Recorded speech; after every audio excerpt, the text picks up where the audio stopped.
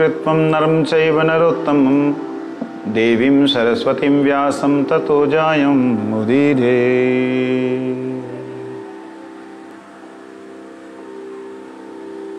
हम लोग यहाँ श्रवण कर रहे हैं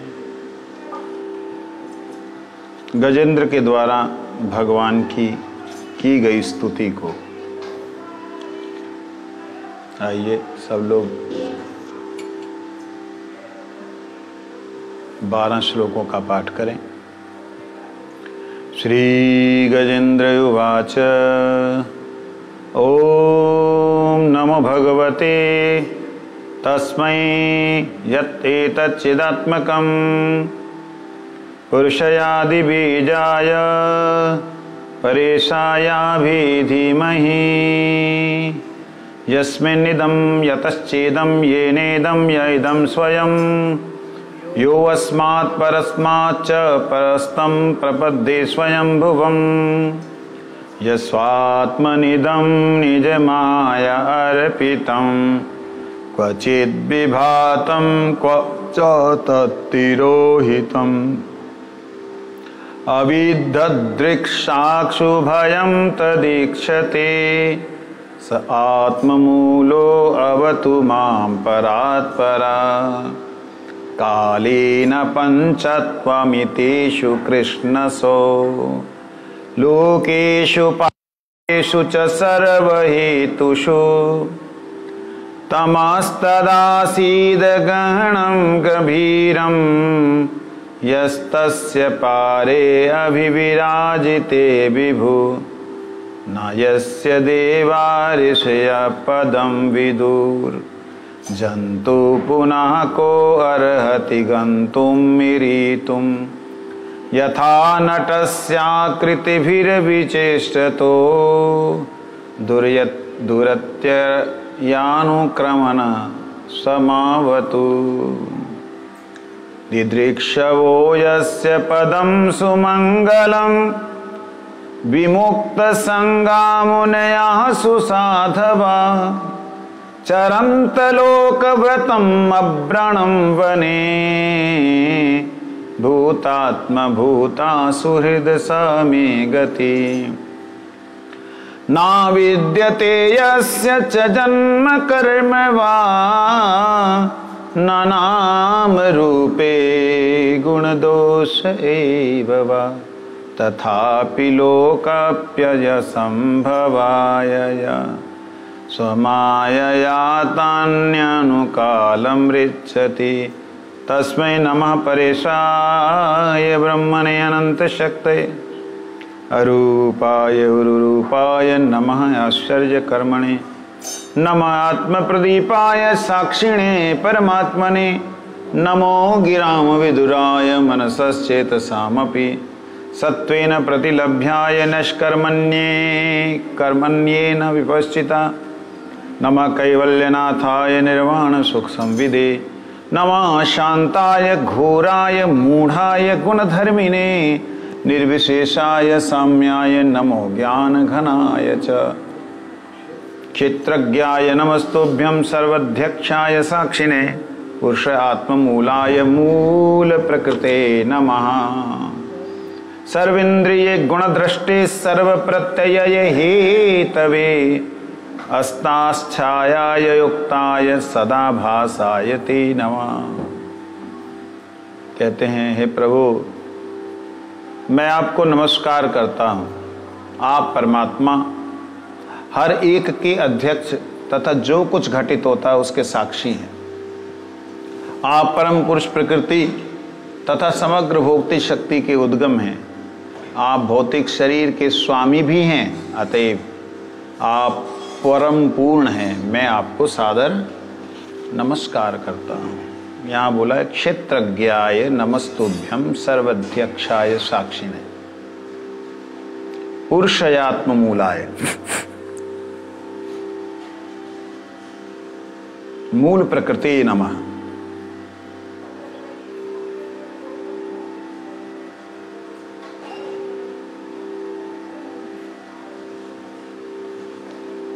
यहाँ पे भगवान और भगवान की शक्ति की एकता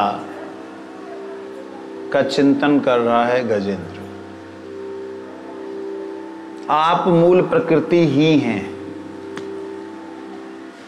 भगवान तो सर्वशक्तिमान है। शक्तिमान और शक्ति एक ही तत्व है। तो इसलिए आप ही प्रकाश हैं, आप ही प्रकाशक हैं, आप ही किरणें हैं, आप ही किरणों का विस्तार करने वाले हैं। क्षेत्रज्ञाय कहते हैं क्षेत्र को जो जानता हो। जैसे माली अपने खेत को जानता है कि उसमें क्या कब किस समय बोना है, उसको उसका पूरा ज्ञान होता है।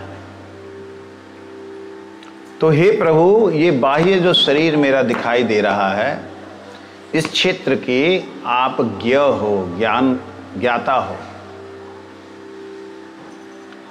तो आत्मा को भी क्षेत्रज्ञाय तो कहा है गीता में। क्षेत्रज्ञ, आत्मा के लिए भी तो क्षेत्रज्ञ कहा है, तो भगवान के लिए क्षेत्रज्ञ कहा है। तो क्या ये आत्मा को इंगित कर रहा है या परमात्मा? अगर परमात्मा को कर रहा है तो इस शरीर का क्षेत्रज्ञ तो आत्मा है। तो उसके लिए कहते हैं कि भगवान इस शरीर के भी और आत्मा के भी क्षेत्रज्ञ। आत्मा अगर क्षेत्र है तो परमात्मा उसमें क्षेत्रज्ञ है। ऐसे कैसे हो सकता? ज्ञाता वस्तु कैसे हो सकता है? जानने वाला, एक वस्तु को जानने वाला व्यक्ति वस्तु कैसे बन सकता है? जानने वाला तो जानने वाला होगा ना। जिसको जाना जाता है वो तत्व और जानने वाला वो तत्व। जिसको जाना जाता है उसको क्षेत्र कह दिया, जो जानने वाला उसको क्षेत्रज्ञ कह दिया। तो इस दृष्टि से हमारा शरीर अगर क्षेत्र है तो क्षेत्रज्ञ इसमें कौन है? आत्मा है। ध्यान देना, क्षेत्र और क्षेत्रज्ञ समय के अनुसार बदलते हैं। कैसे? शरीर क्षेत्र है, इसको जानने वाला क्या आत्मा है?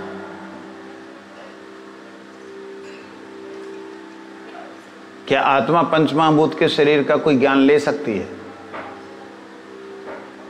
इसका क्षेत्रज्ञ कौन हुआ? बुद्धि।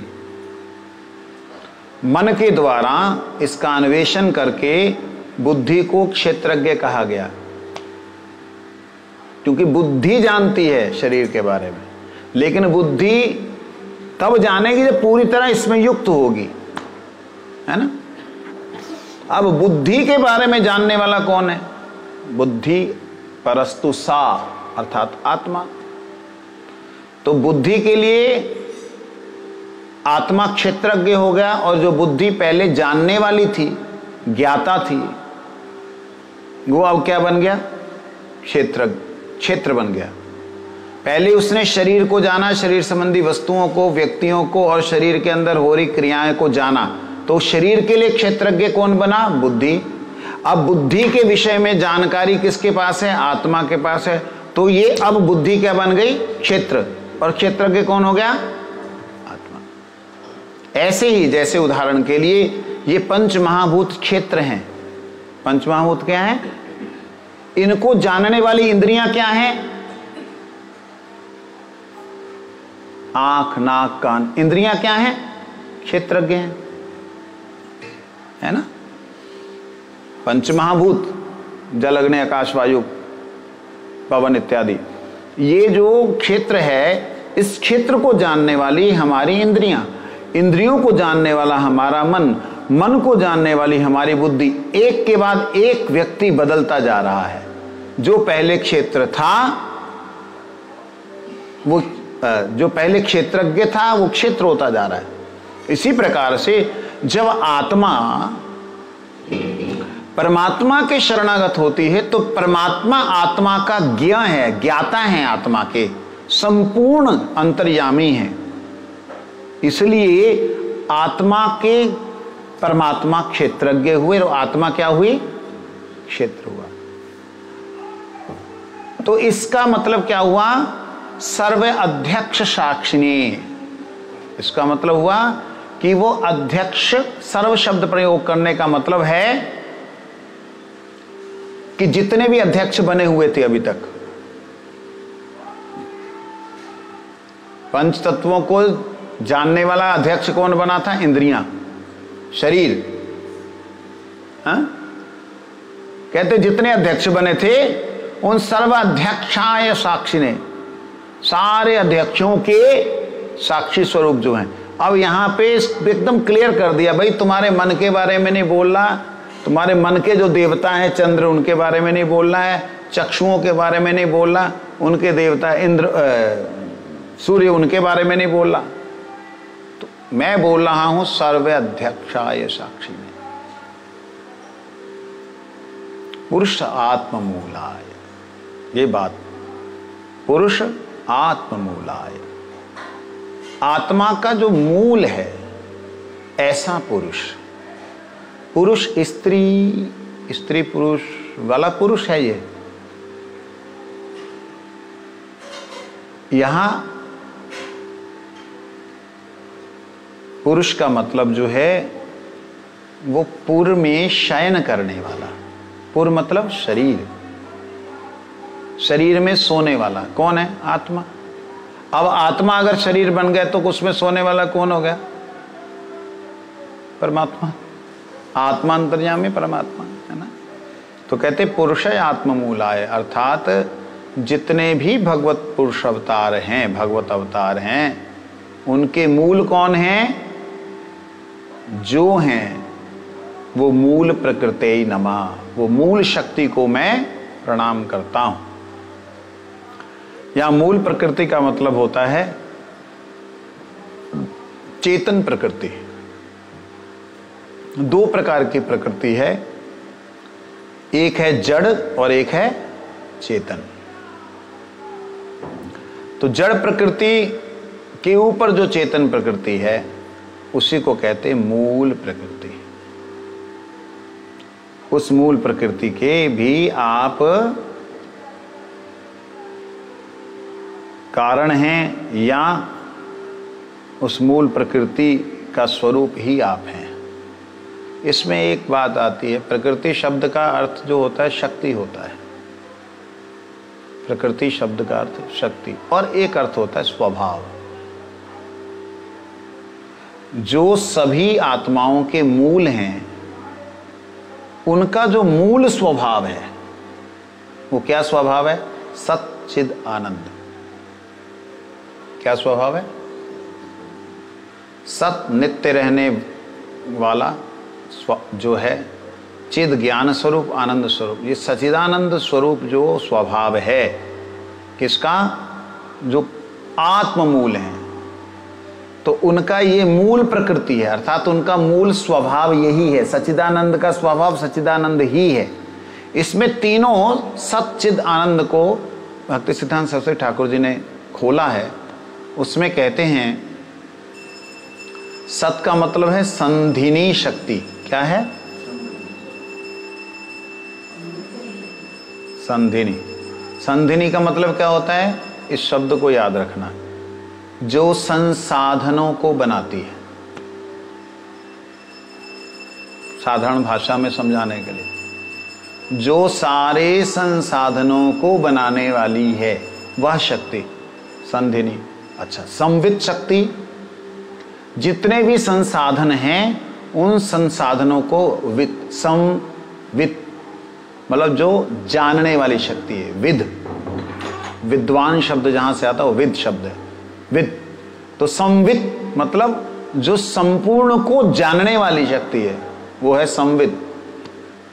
और आह्लादनी, जब सब कुछ जानेगा तभी तो आह्लाद होगा, तो आह्लादनी शक्ति है। तो ऐसे ही बलदेव जी हैं संधिनी शक्ति, कृष्ण हैं संवित शक्ति, और राधा रानी हैं आह्लादनी शक्ति। सच्चिद आनंद एक तत्व हैं। अलग नहीं है। त्रैशक्ति एकः, वो तीनों जो शक्तियां हैं वो एक ही हैं, परंतु अब यहां पे जब शक्ति शब्द का हम प्रयोग कर रहे हैं तो शक्तिमान किधर गया? तीनों तो शक्तियां ना, संधिनी, संवित, आह्लादिनी, तीनों को शक्ति कहा है। तो इसलिए मूल प्रकृते नमः, यहां पे मूल प्रकृति शब्द भगवान के लिए प्रयोग हो रहा है। तीनों ही शक्तियां जिस मूल में है, जिस जड़ में है, वो उनको मैं प्रणाम करता हूं।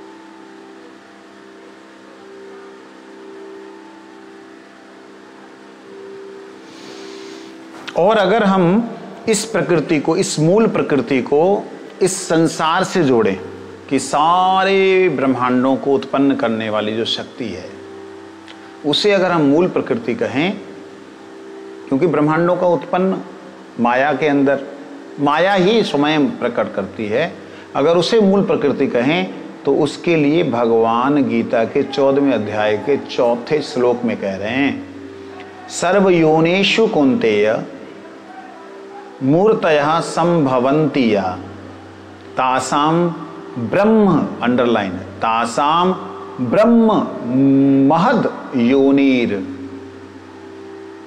ब्रह्म को महद योनि कहा गया, अर्थात सारी सृष्टि की योनि स्वरूप। सारी सृष्टि का, योनि का मतलब होता है उद्गम स्थान, सारी सृष्टि का उद्गम स्थान वो कौन है? ब्रह्म है। अहम बीज प्रदपत पिता, उस ब्रह्म में मैं बीज प्रदान करता हूं। अब बीज प्रदान क्या करता हूं, कैसे? उस ब्रह्म में जीवनी शक्ति, अर्थात ब्रह्म निराकार निर्विशेष प्रकाशमान है, परंतु वह प्रकाश को प्रकाश बिंदु के रूप में मैं प्रणित करता हूं। यह है अहम बीज प्रदपिता। मतलब भगवान की प्रेरणा से जब उसी प्रकाश के अंदर एक आवेश आता है तो वह प्रकाश में भी संचालन शुरू होता है। प्रकाश की गति है कि नहीं? कितने लाख है एक सेकंड में? 3 लाख किलोमीटर समथिंग, लगभग 1 सेकंड में 3 लाख किलोमीटर तेजी से प्रकाश फैलता है। आप देखना कभी ब्लास्ट होगा, ऊपर बम फटा, लाइट पहले जलती है और थोड़े देर बाद में जाके उसका आवाज आती है जब बिजली कड़कती है। तो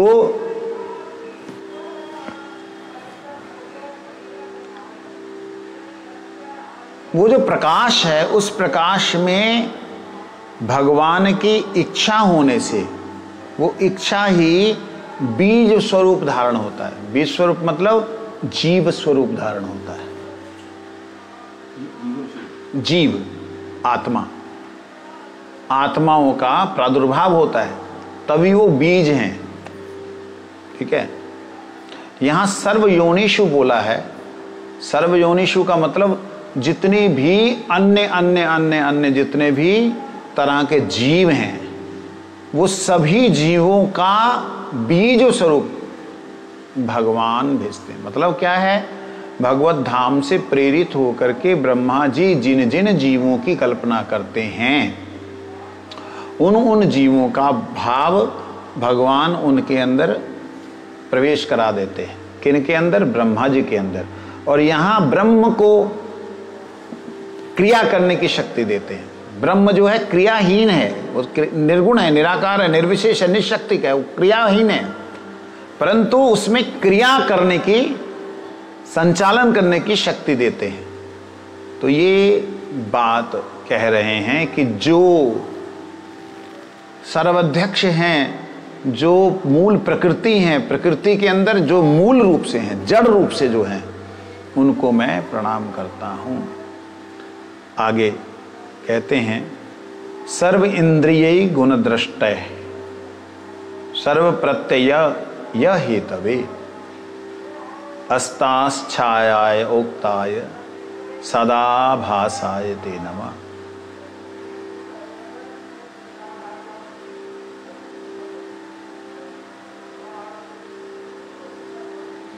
देखिए,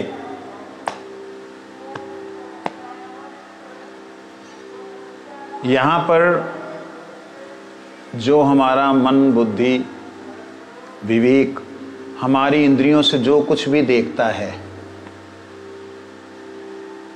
आत्मा इनके द्वारा जो भी देखती है, यहाँ उसको ना बोल करके सीधा भगवान को बोला कि आप ही देख रहे हैं। सर्व इंद्रिय गुण दृष्टि, अर्थात सभी इंद्रियों के जो गुण हैं, क्या हैं इंद्रियों के गुण? इंद्रियों के गुण क्या हैं? आँख का देखना, नाक का सूंघना, जिह्वा का रस लेना, ये जितने गुण हैं इंद्रियों के, इसके दृष्टा कौन है? भगवान। ये बोल रहा है, लेकिन वास्तविकता में दृष्टा कौन है? आत्मा। आत्मा भी नहीं, मन, बुद्धि। परंतु यहां भगवान को क्यों बोल रहा है? क्योंकि उनका ये कहना है कि जितने भी अवयव दिखाई दे रहे हैं, जो कुछ भी दिखाई दे रहा है, वो उन्हीं के अंदर ही है, उस ब्रह्म ज्योति के अंदर ही है, और वो ब्रह्म ज्योति भगवान की ही है। इसलिए कहीं भी कोई भी ऐसी जगह नहीं है, ऐसा जर्रा नहीं है जिसके कि वह दृष्टा ना हो। ये दर्शन है। अगर वह अपने आप को देखने लग गया तो भगवान का दृश्य खत्म हो जाएगा। वो देख रहा समग्र को, समग्र को देख रहा कि समस्त उनमें है। जब उनमें है तो सबके दृष्टा वही है। ये तो हम देहाभिमान करते हैं।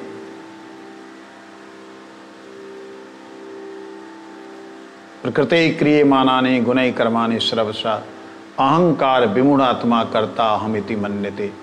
अहंकारी जीव सोचता है मैं कर रहा हूं, वास्तविकता में प्रकृति कर रही है। और वह प्रकृति शक्ति किसकी है? जिनकी वो शक्ति है, वो शक्ति तो उन्हीं के अधीन है। क्या भगवान कभी अपनी शक्ति के अधीन भी होते हैं? हैं? भगवान कभी अपनी शक्ति के अधीन होते हैं? नहीं होते। राधा रानी तो छोड़ ही दो, माया शक्ति के अधीन होते हैं।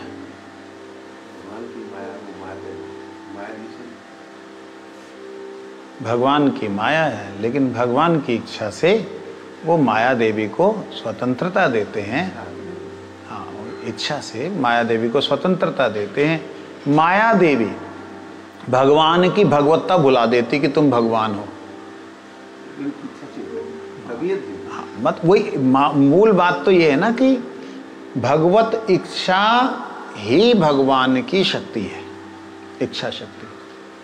तो वो इच्छा शक्ति से स्वयं भगवान जो है माया के अधीन दिखलाई देते हैं कि जो सर्व साक्षी हैं, सब कुछ जानने वाले हैं, उनको रोना क्या सीता सीता करके, हाँ सीते करके रो रही है। और जो महामाया हैं शिव जी के पास बैठी हुई, कहते प्रभु इन्हीं को आप सच्चिदानंद बोल रहे थे, ये तो पत्नी वियोग में तड़फ रहे हैं। कहते देखो देवी, ये लीला है, लीला। आखिर लीला में भी तो जानकारी तो होती है ना। ठीक है लीला है, लेकिन ये तो ऐसे पेड़ों से पूछ रहे हैं, नदियों से पूछ रहे हैं, तुमने देखी सीता मृगनयनी? कहीं देखा तुमने? मैं परीक्षा करने जाऊं, कहते ऐसी गलती मत कर लेना, उनकी परीक्षा मत करने जाना। ठीक है, मैं प्रणाम करे आती हूँ, शिव जी को सोचा कि शिव जी अंतर्यामी नहीं। बताओ, माया को माया ने पकड़ लिया, अपनी माया से माया देवी मोहित हो गई। जिन शिव जी को सर्वंतर्यामी समझती हैं उन्हीं शिव जी को सोच रही शायद इनको पता नहीं लगेगा। मैं जाके वहां परीक्षा, वहां सीता बन के वहां पे राम जी के सामने से जा रहे हैं, तो एक कोने में जब सामने आई सीता बन करके दुर्गा जी, तो एकदम राम जी ने हाथ जोड़ दिए, हे जगत जननी, जगत पिता कहाँ है? लोग बोलते माँ बोला, जगत जननी बोला, हे जननी जगत पिता कहाँ है? हाँ? तो लज्जा के मारे वहाँ से प्रणाम करके आ गई। शिव जी से बोला, मैंने प्रभु उनकी कोई भी परीक्षा नहीं ली, मैंने तो आपने जैसे बोला सच्चिदानंद में प्रणाम करके आ गए। शिव जी कहते जो तुमने किया है ना बस हो गया। शिव जी ने पहले ही निर्मोही थे, त्याग कर दिया, उसके बाद दक्ष की घटना घटी, वो सब कुछ हुआ। चलो यहाँ पे विषय पे आते हैं वापस कि जितनी भी प्रकृति है, जितनी भी शक्ति है, उस शक्ति के वो दृष्टा हैं। दृष्टा कैसे हैं? हवा से देख रहे हैं, सूरज से देख रहे हैं, अंतरिक्ष स्वयं, अंतरिक्ष स्वरूप वही हैं, उससे वो देख रहे हैं। हम किसी भी जर्रे में कोई भी वस्तु छुपा नहीं सकते, इसलिए सभी इंद्रियों के दृष्टा कौन हो गए? कौन हो गए? और कहते हैं सर्व प्रत्यय हेतवे, जितने भी तत्व हैं उन सब तत्वों का एक प्रत्यय होता है, एक कारण होता है। कोई भी तत्व अगर कुछ बनता है, कोई भी चीज बनती है, उसका एक कारण होता है। जैसे मट्टी बनी, मट्टी कैसे बनी? इसका कारण क्या है? इसका कारण है आकाश, हवा, अग्नि, जल बहुत तीव्र गति से जब घूमे, इनमें ठोस भाव पैदा हुआ, और वो ठोस भाव पैदा होने से पृथ्वी का निर्माण होगा। पृथ्वी में से गंध निकाल लो तो जल रह जाएगा, आप जल में से रस निकाल लो तो अग्नि रह जाएगी। ऐसे कैसे होता है? जल में से रस निकालो, जल को उबालो, ऑक्सीजन ऑक्सीजन में बचा के हाइड्रोजन हाइड्रोजन में चलेगी, उसके दोनों भाग टूट गए तो अग्नि रह जाती है ना। तो इस प्रकार से जैसे जल से रस निकालने से जल नहीं रहता, अग्नि रहती है, और ऐसे ही अग्नि से आप रूप निकाल दीजिए, मतलब उसका स्वरूप हटा दीजिए, तो क्या रह जाएगी? हवा। ऐसे कैसे? गैस सिलेंडर में क्या होता है? क्या होता है गैस सिलेंडर में? हवा होती है, वो आग है वो, लेकिन उसका रूप नहीं है, रूप हटाया तो हवा बन गई। हवा से स्पर्श निकाल दीजिए, टच जो है निकाल दीजिए, क्या बचेगा? अंतरिक्ष बचेगा।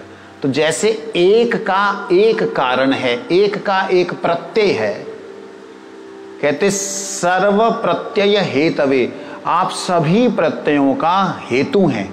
वास्तविकता में जो कुछ एक दूसरे के मिलन से बना है उसके मूल में क्या है? आप हैं।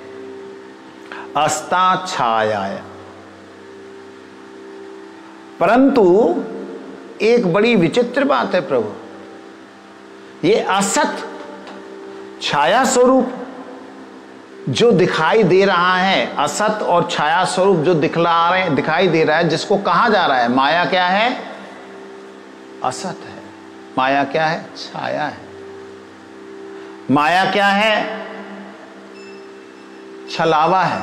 जिसे कहा जा रहा है वो सत नजर आ रहा है।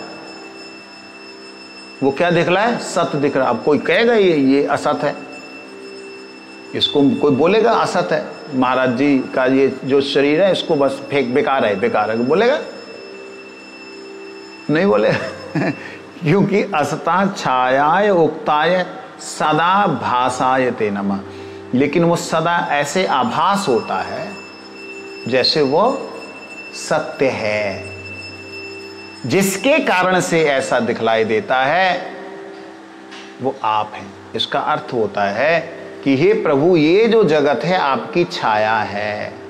मूल जैसा व्यक्ति हिलता है वैसा ही उसकी प्रतिबिंब में भी हिलता है। वास्तविकता में दर्पण में आदमी नहीं हिल रहा होता, दर्पण में कौन हिल रहा होता है? छाया हिल रही है। क्यों छाया हिल रही? क्योंकि पीछे से आदमी हिल रहा है।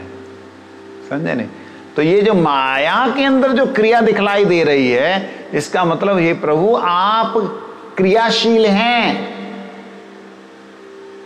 आपकी लीला चल रही, इसलिए माया में लीला छाया के रूप में चल रही। आपके कारण असत भी सत नजर आ रहा है, ये बात है। वांछा कल्पतरुश्च कृपा पतितानां वैष्णव। सर्व प्रत्यय हेतु ये शब्द की व्याख्या श्री विश्वनाथ चक्रवर्ती ठाकुर जी ने की है। वे कहते हैं कि फल एक कार्य है, फल एक कार्य है। इससे पता लगता है कि इसका कोई कारण भी है। अगर आम मिला तो वह उसका कारण क्या है कि आम का पेड़ होगा, अनार के पेड़ पे आम नहीं हुआ है। ये क्लियर हो गया। कहते फल ही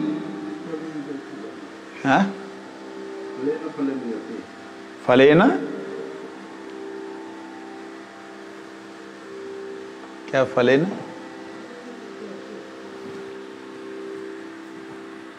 फले न कारणम अनुमीयते, फल से जो है उसका कारण का अनुमान लगाया जाता है। गुरुजी बोलते थे, मेरे को विस्मरण हो रहा है। क्या श्लोक था वो? मेरे को ही गुरुजी बोलते थे उसको, फलेन कारण अनुमीयते, फल से ही कारण का अनुमान लगाया जाता है। कि नीम का फल है तो नीम इसका वृक्ष होगा, नीम वृक्ष की सारी चीजें कड़वी होंगी। तो अगर नहीं किसी को पता है फल मीठा कैसे हो सकता है, वो कहेगा मिठा ही होगा पेड़। अरे पेड़ उसका कड़वा है, फल मीठा क्यों है? उसका कारण जानने वाला अंत में कारण पे जब पहुंचता है तो कहते हैं इस तरीके से उदाहरण देते हैं। एक घड़ा है तो निश्चित रूप से उस घड़े को बनाने वाला कुम्हार है। ये संसार है तो निश्चित रूप से इसको बनाने वाला कोई संसारी है। तो कहते ऐसे अनुमान लगाया जाता है कि वस्तु को देख करके उसके कारण का अनुमान लगाया जाता है। इसीलिए भगवान ने गीता में कहा, मया अध्यक्षेण प्रकृति सूयते सचराचरम। मेरी अध्यक्षता में, मेरे प्रेजेंटशिप के कारण, मेरे प्रेजेंस रहने के कारण ये जितनी प्रकृति है, इस सारी की सारी प्रकृति के अंदर सूयते अर्थात प्रसूयते, सारी सृष्टि में जो भी प्रसूर हो रहा है, निकल रहा है, बन रहा है, वो मेरी अध्यक्षता में हो रहा है, मैं नहीं कर रहा। ये विचित्र बात है। अभी हम लोग सुन रहे वही कर रहे हैं, नहीं मैं नहीं कर रहा, मेरी प्रकृति से हो रहा है और कर रही।